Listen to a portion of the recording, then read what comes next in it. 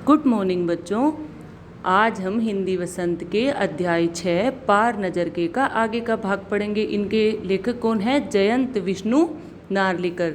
इसमें आपने पढ़ा क्या हुआ था कि जो छोटू है वह बच्चा, उसका बाल मन यह जानने के लिए बहुत उत्साहित था कि आखिर उसके पापा काम क्या करते हैं, और इस तरह से वह तरह तरह की जुगत लगाता था कि अपने पापा के काम के बारे में जान जाए। और एक दिन उसने क्या किया, नज़र बचा के वह जा पहुंचा उस जगह जहां उसके पापा कार्य करते हैं। लेकिन उसकी बदकिस्मती देखो, वह उस दिन भी पकड़ा गया और पिट जाता अपनी मम्मी से, लेकिन उसके पापा ने उसको बचा लिया। और अब उसके पापा क्या है कि उसको अपने काम के बारे में क्या बताते हैं वह सुनिए। उन्होंने बताया कि खास किस्म के जूतों की वजह से ज़मीन के ऊपर मेरा चलना मुमकिन होता है। ज़मीन के ऊपर चलने फिरने के लिए हमें एक विशेष प्रकार का प्रशिक्षण दिया जाता है। छोटू सुन रहा था। पापा आगे बताने लगे, एक समय था जब अपने मंगल ग्रह पर सभी लोग ज़मीन के ऊपर ही रहते थे, बगैर किसी तरह के यंत्रों की मदद के, बगैर किसी खास किस्म की पोशाक से। हमारे पुरखे ज़मीन के ऊपर रहा करते थे, लेकिन धीरे धीरे वातावरण में परिवर्तन आने लगा। कई तरह के जीव धरती पर रहा करते थे, एक के बाद एक सब मरने लगे। इस परिवर्तन की जड़ में था सूरज में हुआ परिवर्तन। सूरज से हमें रोशनी मिलती है, उष्णता मिलती है, इन्हीं तत्वों से जीवों का पोषण होता है। सूरज में परिवर्तन होते ही यहाँ का प्राकृतिक संतुलन बिगड़ गया। प्रकृति के बदले हुए रूप का सामना करने में यहाँ के पशु पक्षी, पेड़ पौधे, अन्य जीव अक्षम साबित हुए।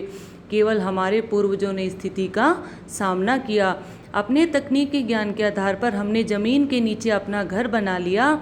ज़मीन के ऊपर लगे विभिन्न यंत्रों के सहारे हम सूर्य शक्ति, सूरज की रोशनी और गर्मी का इस्तेमाल करते आ रहे हैं। उन्हीं यंत्रों के सहारे हम यहाँ ज़मीन के नीचे जी रहे हैं। यंत्र सुचारू रूप से चलते रहें, इसके लिए बड़ी सतर्कता बरतनी पड़ती है। मुझे जैसे कुछ चुनिंदा लोग इन्हीं यंत्रों का ध्यान रखते हैं। बड़ा हो जाऊंगा तो मैं भी यह काम करूंगा। छोटू ने अपनी मंशा जाहिर की। बिल्कुल, मगर उसके लिए खूब पढ़ना होगा, माँ और पापा की बात सुननी होगी, माँ ने कहा। दूसरे दिन छोटू के पापा काम पर चले गए। देखा तो कंट्रोल रूम का वातावरण बदला बदला सा था। शिफ्ट खत्म पर जा रहे स्टाफ के प्रमुख ने टीवी स्क्रीन की तरफ इशारा किया। स्क्रीन पर एक बिंदु झलक रहा था। वह बताने लगा, यह कोई आसमान का तारा नहीं है, क्योंकि कंप्यूटर से पता चल रहा है कि यह अपनी जगह अडिग नहीं रहा है।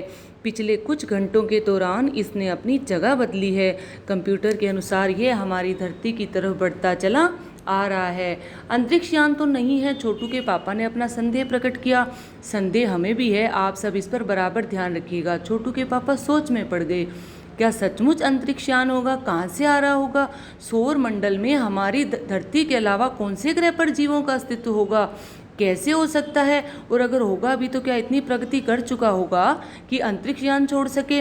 वैसे तो हमारे पूर्वजों ने भी अंतरिक्ष यानों उपग्रहों का प्रयोग किया था, मगर अब हमारे लिए यह असंभव है। उसके लिए आवश्यक मात्रा में ऊर्जा हो तो काश इस नए मेहमान को नज़दीक से देखा जा सकता है। हाँ, अगर वह इसी तरह आ रहा होगा तब तो यह संभव हो सकेगा। देखें, अब अंतरिक्ष यान से एक यांत्रिक हाथ बाहर निकला।